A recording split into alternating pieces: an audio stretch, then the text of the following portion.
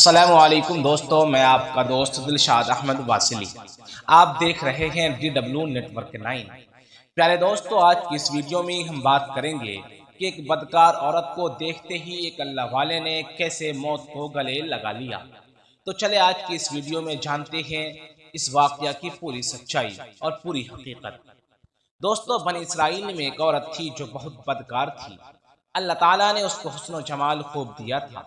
اس عورت کا تعلق بستی کے تمام امیر ترین لوگوں سے تھا۔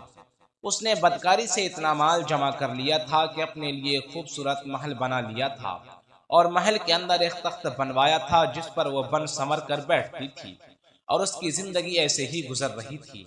ایک مرتبہ وہ اپنے گھر کے دروازہ کھول کر تخت پر بیٹھی تھی۔ اس کے دروازے کے قریب سے ایک نیک دل نوجوان گزرا۔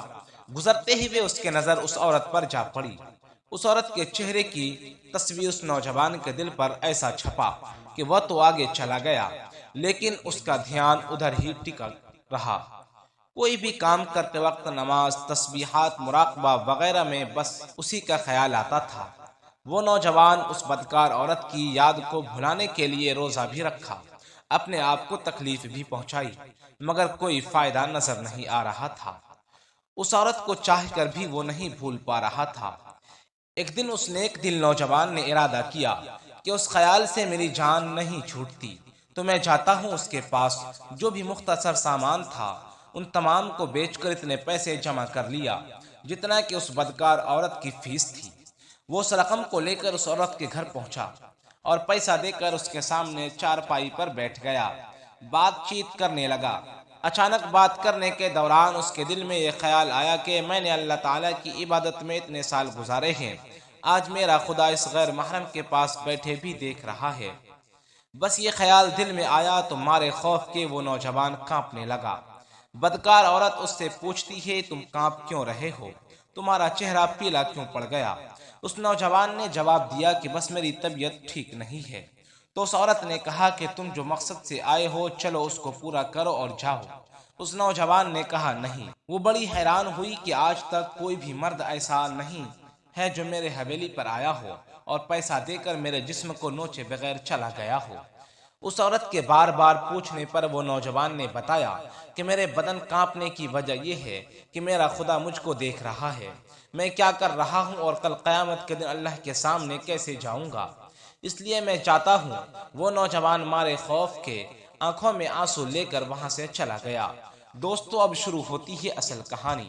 اس عورت کو نیک نوجوان کی بات دل پر ایسا اثر کیا اور وہ سوچنے لگی کہ ایک کنوارا نوجوان جو گناہ بھی نہیں کیا وہ اللہ سے اتنا ڈرتا ہے، میں رات دن گناہوں میں پڑی رہتی ہوں۔ یہ باتیں اندر ہی اندر اس عورت کو کھائی جا رہی اور وہ اپنے ہی نگاہوں میں شرمندہ ہو رہی۔ اگلے دن وہ دل میں ارادہ کر لی کہ موسیٰ علیہ السلام سے پوچھوں گی کیا میرے لیے توبہ کا کوئی راستہ ہے یا نہیں۔ جس وقت وہ عورت موسیٰ علیہ السلام کے پاس آئی اس وقت موسیٰ علیہ السلام بنی اسرائیل کے درمیان واز فرما رہے تھے، اور وہ عورت پورے گاؤں میں اپنے کرتوتوں کی وجہ سے مشہور۔ اس عورت نے ایک آدمی کے ذریعے پیغام بھجوایا کہ جا کر موسیٰ علیہ السلام کو کہو کہ فلاں عورت آپ سے ملنے آئی ہے۔ اس پیغام پہنچانے والے نے تمام لوگوں کے سامنے موسیٰ علیہ السلام کو کہہ دیا کہ فلاں عورت آپ سے ملنے آئی ہے۔ یہ بات موسیٰ علیہ السلام کو ناگوار گزری اور مارے غصہ کا کہہ دیا کہ جا کر کہو میں اس سے ملنا نہیں چاہتا۔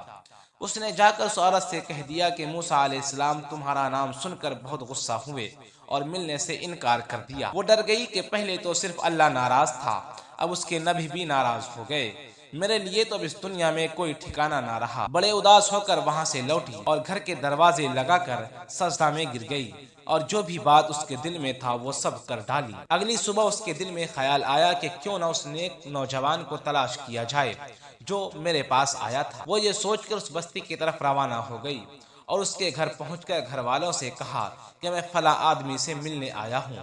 جب وہ نوجوان اس کے سامنے آیا تو اس نوجوان کو پرانی تمام باتیں یاد آ گئی، اور وہ نوجوان مارے خوف خدا کے وہیں گرا اور مر گیا۔ اس کی موت سے اس عورت کو بھی بڑا رنج ہوا اور اس کے گھر والے پریشان ہو گئے کہ آخر معاملہ کیا ہے۔ 3 دن بعد اس عورت نے اپنی تمام گزری ہوئی باتیں بتائی اور آنے کا مقصد بھی بتایا کہ میں توبہ کر چکی ہوں اور اس سے نکاح کرنے آئی ہوں۔